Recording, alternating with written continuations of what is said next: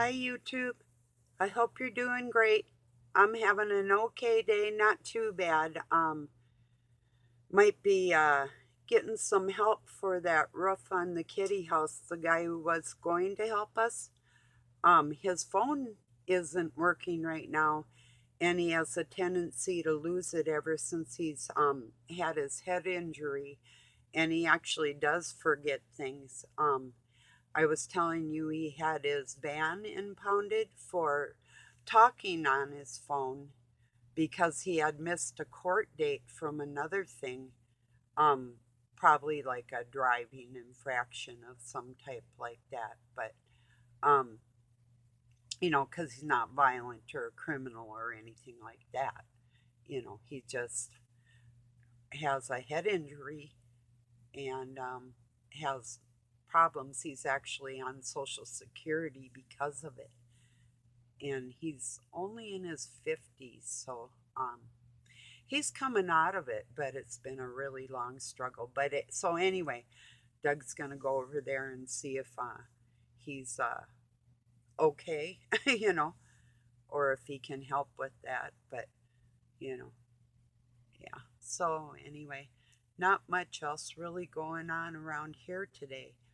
Um, I did hear, however, I didn't read the article because Doug kept it in his shop, and I don't always, I'm allergic to paper, so even touching paper of any kind is kind of like, or wood, whatever, and metals, all kinds of things. But some of you know a lot of my allergies, they're pretty extreme, but food and all kinds of. But anyway, the Epoch Times News, the front page article on there yesterday that Doug got, and this is fairly new news, stated that there are people, illegals from the border that are being taken into the state of Oregon and used, the medical marijuana growers up there, and not all of them are legal, and they have these illegals coming up there, living in tent cities, and paying them minimal wages, like, and only feeding them twice a day. And I don't know how many children are involved in this or anything more about it. Just the fact that they're being used like basically like slaves. And I guess the governor of the state and whatnot, they all know about it and nobody's doing anything about it. So I just thought I'd let you know that. And I don't know if you've heard that Nancy Pelosi and Biden, they're not getting their bill that they want passed, which Biden is going around saying it's like $1.3 trillion. And from what I understand, it's 4 trillion that they're, and some of that, like I've told you before, includes $450,000 per um, person, with the families that were separated in the camps when Trump had closed the border. But what they're not telling you is the children that were being brought across the border did not belong to a lot of the people that were bringing them across. And the coyotes, they would just bring anybody across for any amount of money. But if they're child trafficking, who's to say? And that's something that Trump is really big on stopping, is human trafficking and drugs and the rest of that. So yeah. So yeah, that's sad. Oh, and the saddest thing about it all is it's getting really cold out on that west coast. They get colder usually and get snow before we do here in Minnesota. So um yeah, that is not a good thing for any of them, and any person that knows things about that and they're not doing anything for those people. That's ridiculous. They would be better off in if immigration took care of them, you know. And like I've said before, Mexico has cities that they've made for people, offering them jobs in certain types of factories and whatever, communities that would welcome them. And so for them to even keep trying to get in here, a lot of people think it's because of the Democratic vote, which could be. I have no idea either way. But so yeah, and then I heard about that down in Houston about the concert with people that first I heard that 8 had been trampled to death and then 11, and so I don't really know what the whole story is on that. I really don't even know if it's true. I mean, I'm just saying because I'm not there. I've been there, and they said it was overcrowded, which I don't know, it seems a little odd because it's a really huge place. And something else I thought was odd on a report that I did watch, they had this giant silver head that these people had to walk through to get into where the concert was. Like you were walking into AI's mouth or something like that. It was just creepy. I don't know. So if I get cut off, sorry. I did deep clean my phone. I cleaned it a little bit yesterday, like a quick one, and I thought it would be all right. And it cut me off, but I was busy anyway. I just wanted to show you what was going on with the building.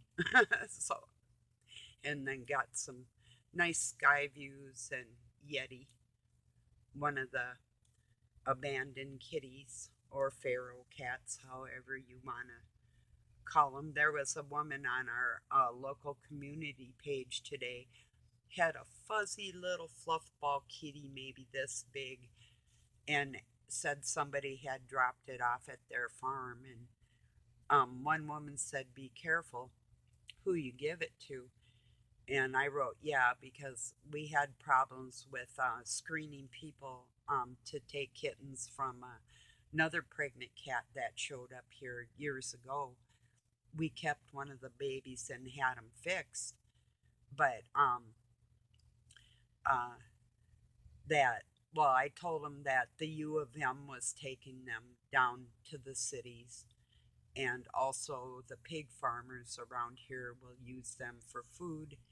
As gross as that sounds, next time you eat pork, just think about what people will really do to make their world go around. Greed has no limits, you know. It doesn't, if they don't care about a life, anybody's life. If they could do that unsuspectingly, you put a piece of bacon in your mouth that had been fed kitties or whatever, you know. So it's just kind of gross. And yes, I like bacon. I'm not big on ham or anything, but I will eat it if Doug gets some. I very seldom will pick out something like that for myself, but you know, unless I want like a BLT or I don't know the last time I had bacon. Maybe you guys know on one of my videos, probably over 6 months ago. Maybe the beginning of the spring, I think I had a BLT. So, yeah. Because if I do make bacon, I'll want to eat it all anyway because I do like it really crispy. I'll fry it so crisp it's almost burnt.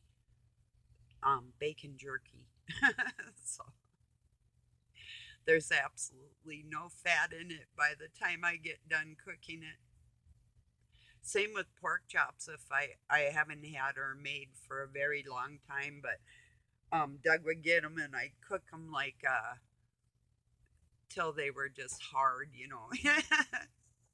His mom cooked them like that too, and he couldn't stand them. And yeah, whatever. I see. I was grew up with stuff kind of underdone, which is really gross. So yeah, but pork steaks are good on the grill if you get like a oak fire going and you use mesquite to smoke it with. Mesquite smoked pork is amazing. And then if you make like cream peas to go with it, those two things are really good. That I will eat. But if it's like pork, something pork, I'll put like garlic salt all over it just to disguise the taste, So I mean, ick, you know. But there's been times in my life I've cooked pork and got sick just from the smell of it cooking it. So there's certain things like that that still happens to me. It's just like when I worked in bakeries. It's like or I'll bake around here.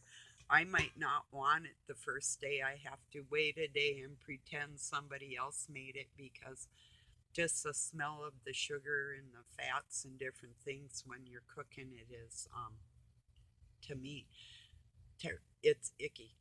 Like people walk in a bakery and think it smells good. Not if you do that every day. I don't know. I worked with people that could eat baked goods and work there too, I guess, but I wasn't one of them. So yeah. But yeah, we had steak last night and I made mushrooms, which I'm allergic to, but I just had a little bit. But I took portobellos and button mushrooms and fried them up.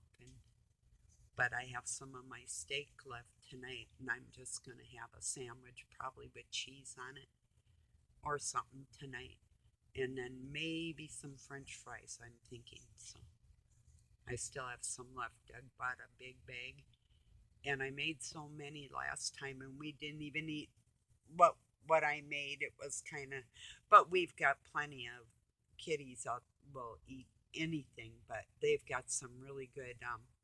I told you about that. Uh, it's Special Kitty brand outdoor cat, and it's higher in fat and proteins for them and chicken flavored, and they just love that stuff, and they're just looking real pretty because of it too. But oh, it was sad this morning, so I took some of the scraps that I had from my steak and I had it in a pan and I let the juices um, soften up in the pan with some water last night. And that mama cat, I went to put it underneath the picnic table for her. And she's crippled, and because something got her, she almost died. But when she went to go get at it, her whole body fell in there. But I caught her with the pan. That was terrible. So anyway, so yeah, poor little thing. But she enjoyed it. She kept eating anyway because I had some big pieces of meat. It wasn't just fat or anything. It was like with Doug's cat Bob. I literally cut him up pieces of steak. He goes, I already give him some. I go, yeah, but that's fat. And this is meat, And he said, well, I gave him some meat too. And I'm thinking, yeah, sure you did. I don't know. Anyway, but yeah. So, and Bob, his cat, is looking better from being sick. We still aren't sure what it was, but with the animals that I've lost this year, I still think it's what's in the air and maybe in the food. And there's a lot of pet foods that literally had, like, I don't know if it was arsenic or strychnine, just different things that aren't really good for them at all. So yeah, that's been kind of a hard year. I'm hoping I don't get any bad news like that about my son that's out there living in a tent away from his family, drinking and drugging or whatever he's doing. But, you know, if a person doesn't love their life. I mean, I'm not making excuses for anybody, but he had some really horrific things happen to him in his life. And I've told his wife now, and she kind of guessed and knew anyway, because she's been through some pretty terrible things similar to that. But he needs to talk about it. And actually, if he could raise himself out of the depression and drugs that he's doing and whatever, he could really be an inspiration for a lot of hurt people in this world. So that's what I'm praying for, you know. And my other son, my youngest, not sure what he's up to. Yeah, no idea. But they've both gone through like some of the similar things in the abusive way, and then and it's still kind of, the way people that have standing in society versus somebody that has less means to fight them in court. When I tried to keep the Masons away from my kids and had a restraining order on them because of the types of things they were learning and doing around them, I knew full well, because I was raised around them, that they could go in and they were a danger to my children, and have it overturned and have access to my children, and bad things happened. You know, that it's a hard thing to get over. I've forgiven them, but I still know that it happens to a lot of people in this world because they don't have the means to be able to prove that they're a better balanced person in the world than the people with the money, you know, because all they have to do is act a couple good times to show their character. And I was able to prove in different times, like, look, this is proof. I literally was emancipated, divorced them when I was still a child. And the judge granted that. Doesn't that kind of say, if I'm divorced from these people, how do they have access to my children? You know, yeah, because they're Illuminati, that's why, you know. So, yeah, it's a bummer. So, so like I said before, I try to keep my spirits up, and because I'm absolutely no good if I get sorrowful and somebody calls me and needs me or something, then I'd just be a mess and I wouldn't be able to stay strong and help them. So, and it's happened before. It's like when the kids' dad was gone for 5.5 years, over 5 years, no contact. I asked for some help. He has a rich new wife. They go to court, take my kids. Well, my kids came back, but they came back worse off than what they were. And I knew they would not be able to stand them. I barely could, but I loved them. But I mean, they were hard to deal with. If you think of one child that has emotional problems, teenage boys try two at a time. But anyway, so all I can do is pray and hope for the best, because now they both have, my oldest son has 3 daughters and my youngest one has 1 daughter. And I prayed they wouldn't have any sons because of the abuse that had gone on in the family that I married into, that I didn't want passed on to the next generation. So um, that's telling it like it is. So anyway,